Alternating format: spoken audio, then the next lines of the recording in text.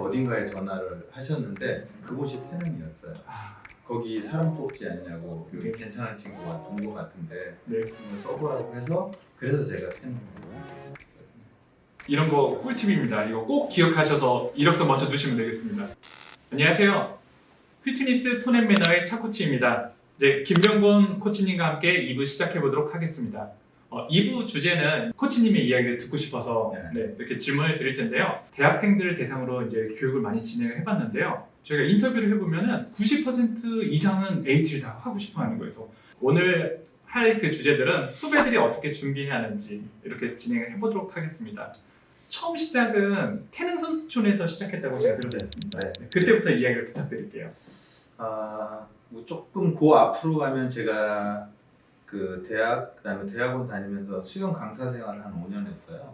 그 수영 강사로 저는 되게 뭐 잘 살 수 있을 거라고 생각했고 가장 높은 곳에 올라가고 싶어서 제 나름은 그 수영장에서 가장 높은 곳에 올라갔거든요. 근데 더 이상 길이 생각보다 안 보이는 거예요. 그래서 좀 더 전문적인 일을 하고 싶다라는 이제 생각을 해서 이게 서치를 했더니 그 이제 운동 처방사 예전에 운동 처방사 그렇죠. 그래서 그것을 하면 그러니까 체육을 전공한 사람이 전문성을 가질 수 있겠다라는 판단을 해서 제가 수영장에서 이 태릉 선수촌으로 인턴십을 처음 시작한 곳이죠.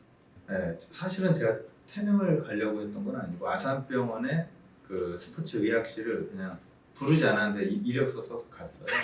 네. 그때 김용권 선생님이 계셨고 김명화 교수님도 계셨는데 실습하고 싶다 했지 인턴이 아니고 그랬더니 안 뽑는데요. 실습. 그러면 안 뽑으면 뭐 청소하는 사람은 TO에 없으니 청소를 하겠다. 지금 우성대학에서 김명화 교수님이실 텐데 막 웃으시더라고요. 어딘가에 전화를 하셨는데 그곳이 태릉이었어요.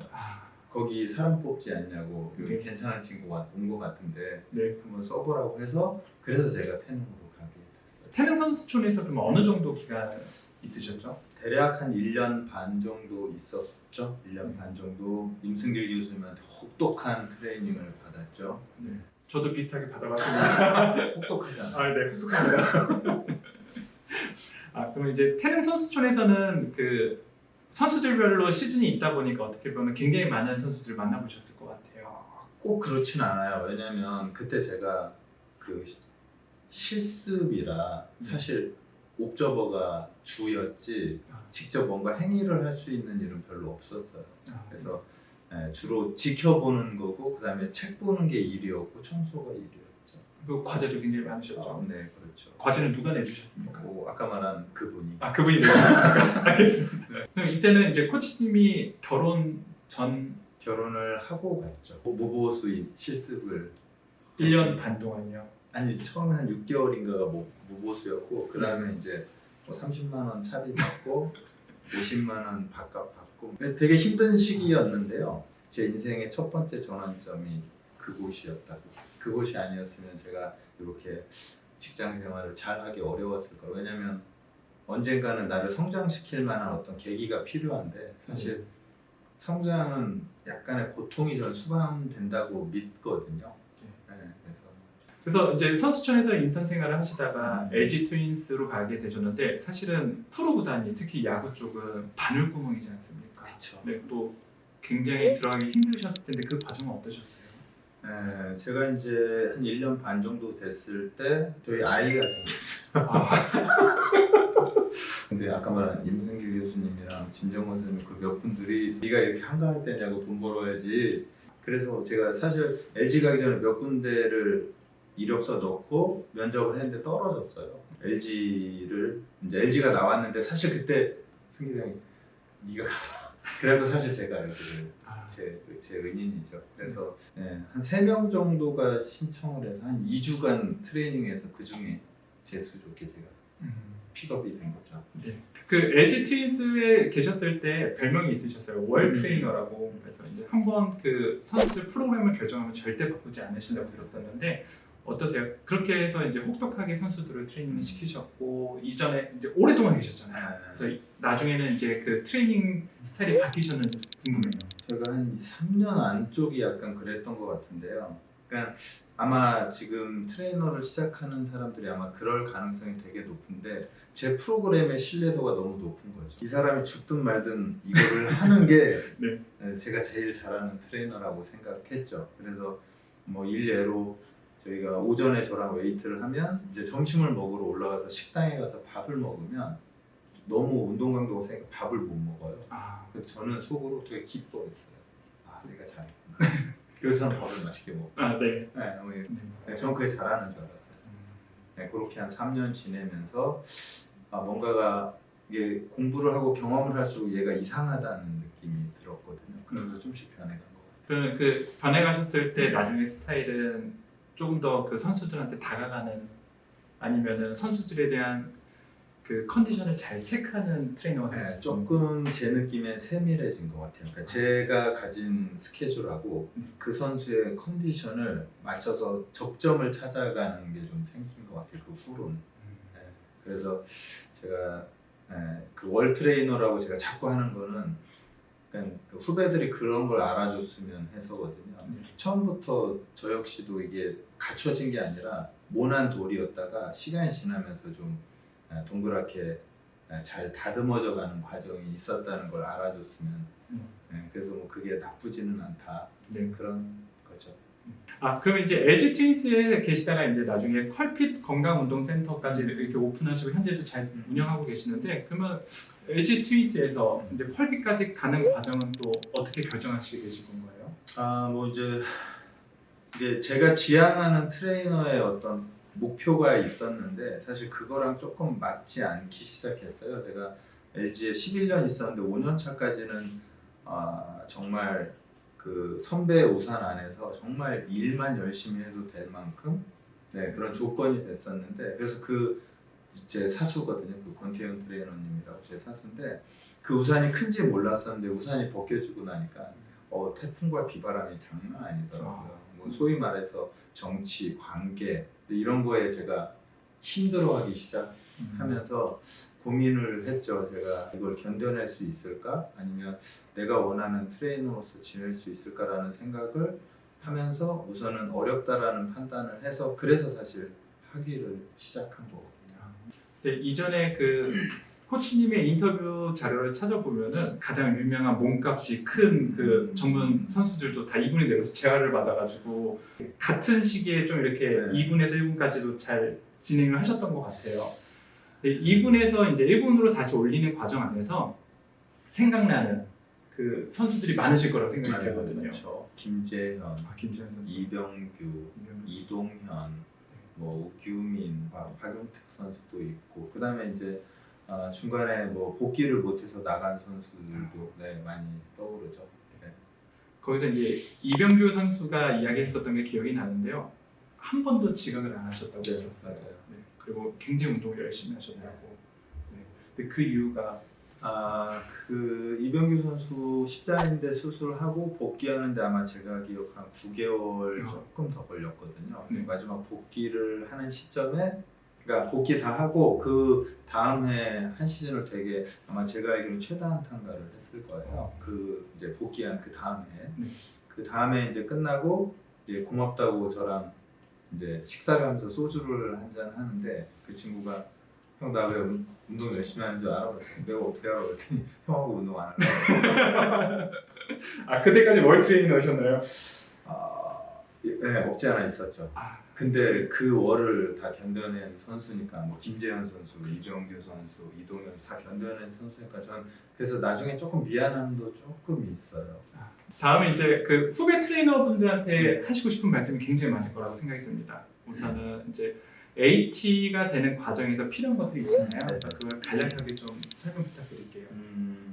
뭐 아까 저희 오프닝 때인가 잠깐 하셨던 얘기 같은데 저는 이제 저는 퍼스널 트레이너도 약간 비슷하다고 보거든요. 근데 그 첫 번째 단계는 사실 전 기술은 아니거든요.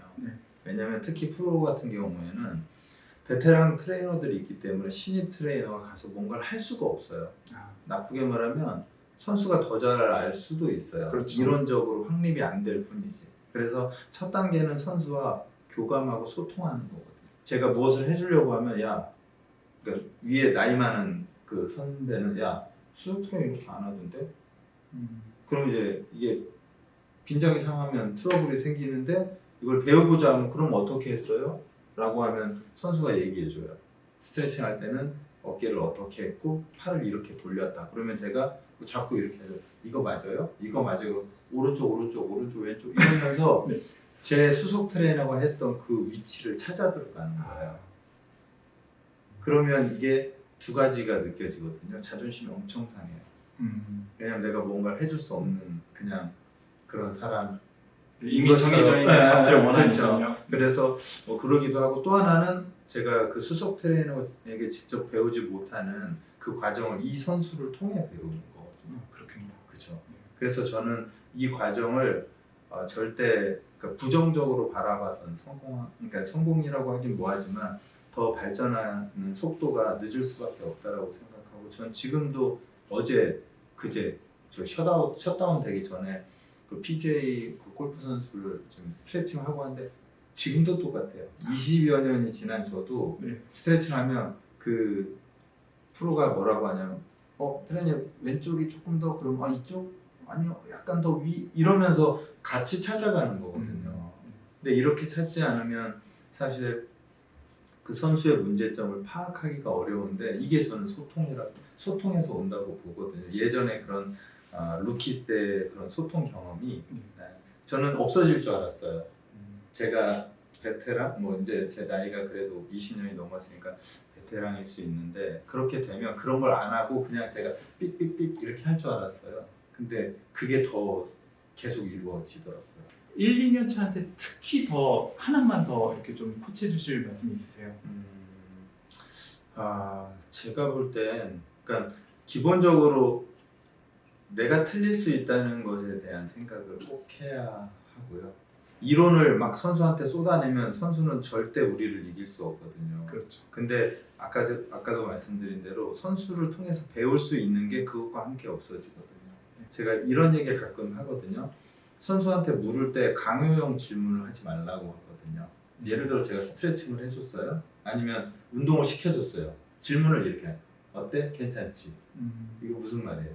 괜찮은 거라고 대답해 이런 뜻이거든요. 그렇죠. 근데 저는 어떻게 하냐면 불편하지 않아? 라고 하면 불편한 걸 그러니까 너 불편할 수 있는 걸 내가 이해하고 있고 알 수 있으니까 불편하면 그냥 편히 얘기해 라고 이게 중립보다 더 낮은 위치로 질문을 하는 거거든요. 이미 받아들일 준비를 그렇죠. 난 내가 해준 게 마음에 안 든다고 얘기해도 받아들일 수 있어라는 질문의 형태인데 아까 제가 말했듯이 해주고 어때? 좋다고 얘기하라는 이유가 강압이거든요. 그리고 이제 어떤 트레이너들이 많이 나왔으면 좋겠는지도 이제 대선배님의 입장에서도 전달이 필요할 것 같습니다.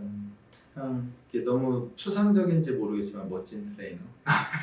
네. 그러니까 왜냐하면 그 멋진 거 안에는 제가 판단하기에는 전문성도 있어야 하고 인성도 있어야 되고 그 사람의 비전도 있어야 되고 현재 사는 삶의 모습도 전 존재해야 한다고 생각하거든요. 왜냐하면 멋지다는 게 돈만 있다고 멋진 건 아니고 기술만 있다고 멋지진 않잖아요. 그래서 이제 그런 것들이 그러니까 그게 트레이너 또는 선수, 스태프들에게 존중받거나 뭐 이럴 수 있는 트레이너들이 많아진다면 우리의 직업의 어떤 퀄리티나 위상이 좀 더 올라갈 거라고 저는 생각하거든요. 저 역시도 뭐 그러려고 노력하고 있고.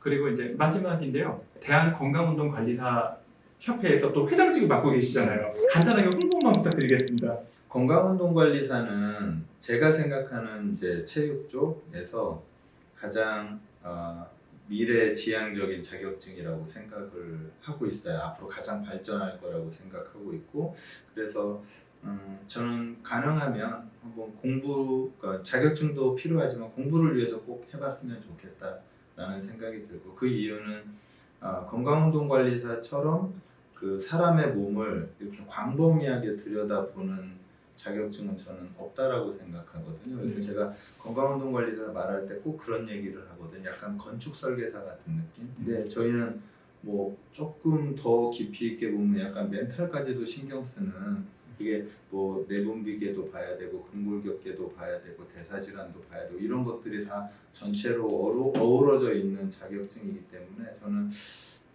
꼭 공부가 필요하다고 생각됩니다. 그래서 지금까지 김병곤 코치님의 네, 그 선수 트레이너에게 필요한 이렇게 이야기를 잘 말씀해 주셨고요. 이게 1, 2부로 구성을 해서 진행하다 보니까 조금씩 지금 아쉬움이 계속 남아요. 또 와주실 거죠? 그럼요. 네. 네, 감사합니다. 그래서 다음에는 더 좋은 기획을 해서 다시 한번 모시도록 하겠습니다. 여기까지 피트니스 톤앤 매너의 차코치였습니다. 감사합니다. 감사합니다.